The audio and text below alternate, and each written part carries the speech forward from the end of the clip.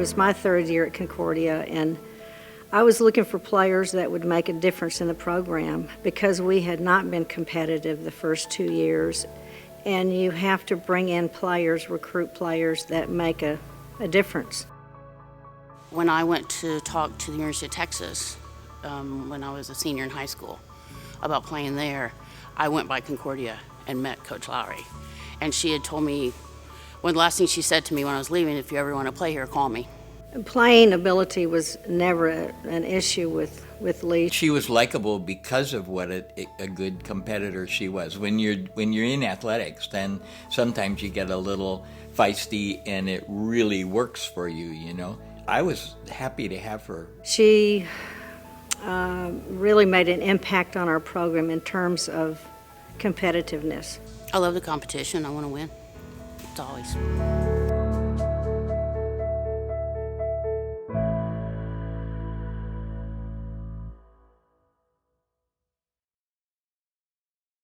I find it interesting the two women that I respect the most are more hard-headed than me. So she's definitely more hard-headed than me. So I guess we just kind of ended up together.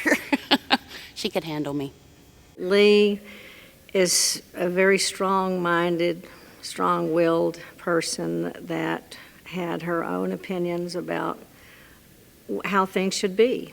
And sometimes it was different than what other people thought. Lee was not the easiest person to work with. I'll be the very first person to say that. But she had such a drive and passion to play that it really substituted anything that Lee had a deficit in. But she had that passion and drive to play and was very good at what she did. To kind of give an example of Coach Lowry, my favorite memory of her is we're running on the baseball field. It's probably 7:30 in the morning. Regina was running and she sprained her ankle and is tumbling across the baseball, and we're out in the center field. And we run back, and all that Coach Lowry says is just tell Reggie she doesn't have to run anymore. She's a tough lady. We had a practice that we did, and we would do serves. Everybody would get at the end of the court on both sides and serve across the net. And sometimes you'd have to go get your own ball, what have you. And I happened to go try and get mine and turn my back. And sure enough, a ball comes and kind of hits me on the head. And when I turn around, it's Lee, and she's got like, "Oh, I'm sorry." But it was a kind of, and I knew well enough that when she did that, she had her skill down that she aimed it for me. I knew. It was kind of like, "Hey, welcome to the team." So I was just like, okay, and I just kind of smiled and went back. And then when it happened to be that she was turning around or moving around, and I kind of nailed her as well on the side, and she just looked, I said, "Thank you." So I was like, it was our introduction to each other, which was really friendly, but a lot of fun. It was just kind of like initiation time. I'm like, okay, I'm up for it. Let's go. We're on. I think when I first got there, that first year when she was on my team and Lisa was on my team, we had maybe 7 or 8 players total. And so we were all just sort of part of the birth of basketball at Concordia. Basketball went on before us, but it stumbled and burped and had all kinds of little interruptions, and I was sure that what I wanted to do, at least, whether I did it perfectly or not, I wanted to kind of bring it into the next step along the way, and Lee was a part of that.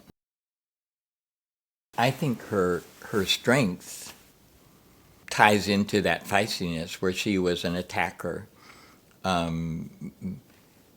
She was persistent, and she was not afraid to go after loose balls. She was not afraid to attack the opponent. She was more of an attacker than a finesse player, as I remember it.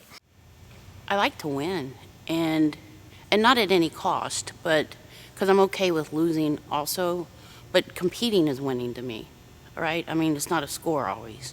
The drive that Lee had, you don't find that. You look for it as a coach. You look for those players that will make a difference and that have that spirit about them, that competitive spirit about them, that will make a difference and set an example for other people and other players. And other players sometimes don't understand that if they don't have that competitive drive. But there was no, as a coach, you go in matches and games thinking that you're going to win every match. And I think Lee was that way. And not all players have that gift. It's okay not to lose, but it's okay to not be as successful. And Lee was one that the only success in her mind was to win games and win matches. And she had that passion that you just can't teach. It's innate. It's a God-given talent, and I'm so happy that she was decided that Concordia was a place for her.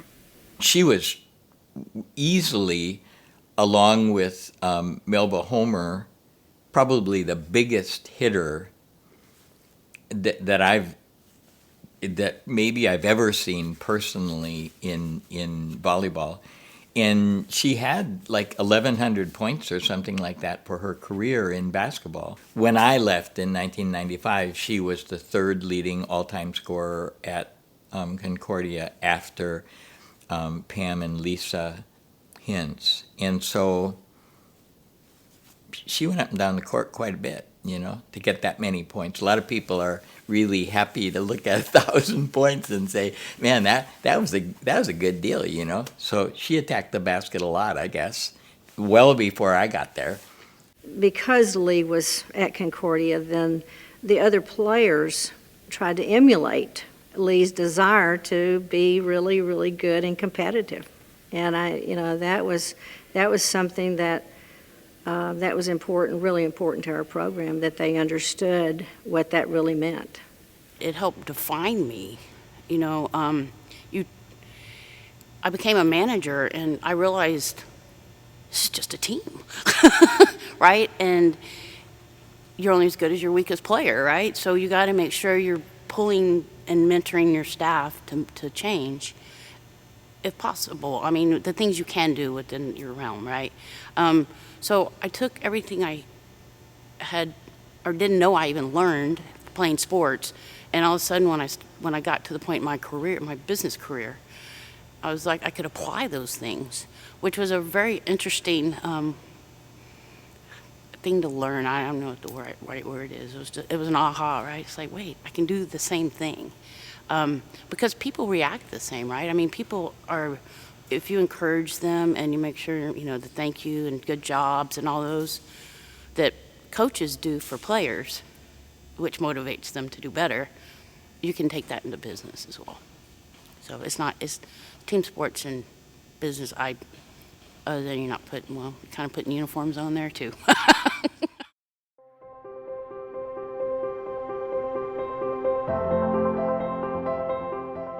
I have to say that Lee